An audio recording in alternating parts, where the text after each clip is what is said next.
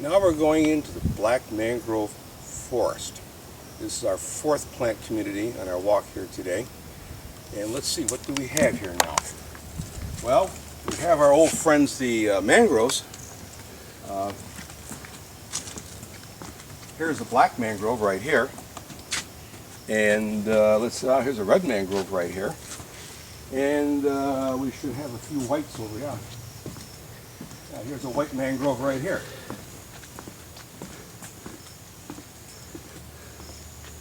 I didn't get a chance to talk about the white mangrove very much over in the tidal swamp because they kind of like higher elevation, but here they are. They have this oval leaf right here,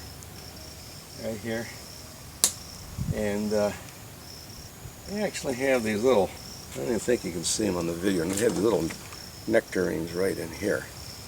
And these little nectarines, they secrete a sucrose, and this attracts predatory insects to eat that nectar.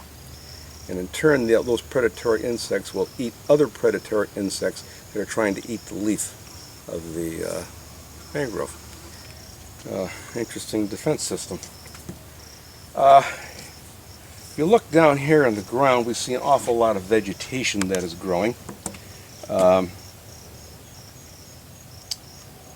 Let's see here, and these are all what we call succulents, and we have to do that because its sea level here is about maybe, or not the sea level, but the groundwater is probably less than a foot below the surface here. So it's a very highly saline environment. This place does not get inundated twice a day like the tidal swamp, but it does get inundated perhaps maybe once or twice a year, but with salt water, principally due to storms. When wind blows out of the north and a high tide, this will get inundated with salt water. And because of that, it is technically a swamp. It does get a lot of inundation here during the rainy season. A lot of fresh water comes down. So, but to distinguish it from the tidal swamp, we refer to this as a black mangrove forest, and that's because we have an awful lot of the black mangroves in here, dominating in here. Anyway, back to the vegetation here in the ground. All these particular species in here are succulents, and they have to be that way because of the salt water. They have to get hold of fresh water. So succulents basically will store water in their fleshy-like leaves. Now here is a Fritonsis. It is called a sea oxide daisy, and it stores water right here in the leaves and in its stem system right here. Over here is another succulent. This is saltwort right here. You see that fleshy leaf right there? Right there, it stores right there. Let's see what else we got here. Yeah, over here. This little plant right here looks like a rosemary plant right here. They got fleshy little leaves in there too. That's Lycium carolinum, or Christmas berry. Right around Christmas time, they'll have a bunch of little small red berries on it. Makes it look like a Christmas tree, and that's how it got its name. Yeah, let's see here. What else do we have? Well, there's something down the end of the trail here I want to show you. But in the meantime, let's just have a nice, quiet, peaceful walk on down the trail.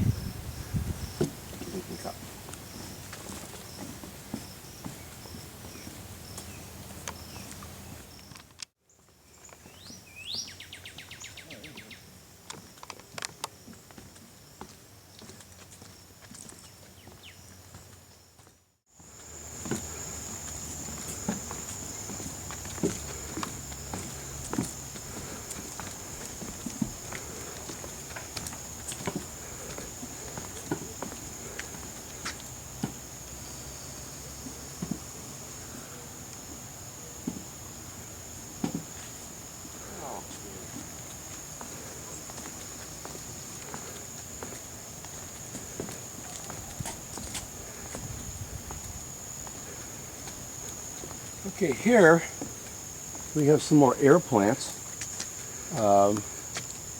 These plants right here are related to the Spanish moss that we saw over on the beach ridge. This is Tillandsia flexosa, and it's called that. It's called a twisted air plant. You can see that the leaves are twisted. They're shaped like that, you see, right here. And there's a bigger one right over here. Again, this is a member of the bromeliad family, and in time it'll put out a single flower right up through the middle like all bromeliads do. It will be red, and it will flower and bloom and pollinate, and then it will die. Walk over here.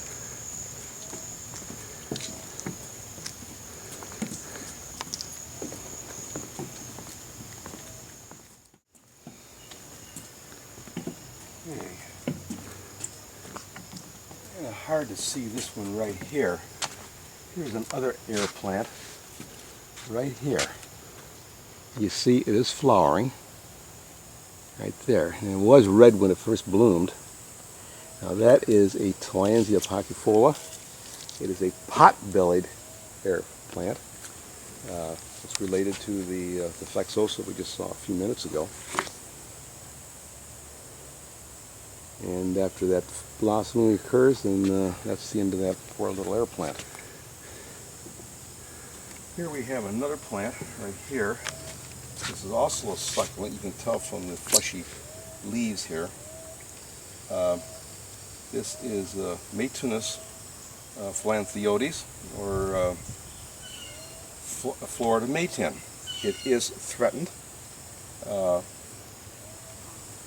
We have quite a few specimens of this here in the preserve, but we don't know anywhere else in Lee County where this particular plant lives. So we're quite happy to have it. When it flowers, here we have a little droop right here. Right here, if you can see it.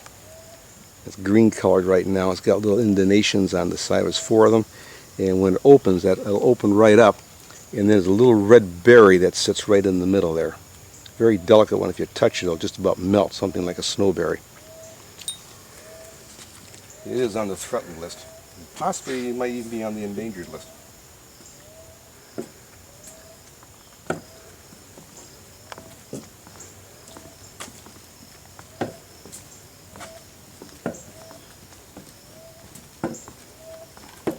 Well, ladies and gentlemen, this pretty much concludes our walk through the Black Mangrove Forest. What we're going to do now is we're going to exit off the boardwalk, and we're going to walk through the maritime hammock, and we're going to stop up on the bridge, and we'll say goodbye up there. Okay? Follow me down here.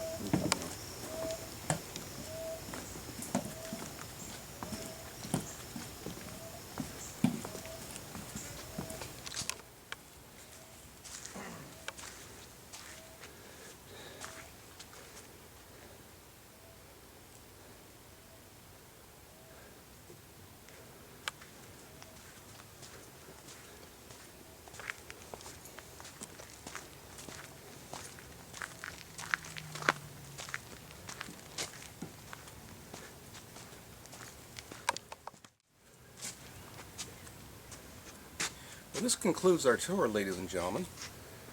You know, you can learn an awful lot from nature. It has an awful lot to teach us. It can even give us some advice. So before we leave, I'd like to read to you some advice from a tree. And that advice is, for today, the wisdom to let go like leaves in the fall. Thank you very much, ladies and gentlemen, and please come and see us again.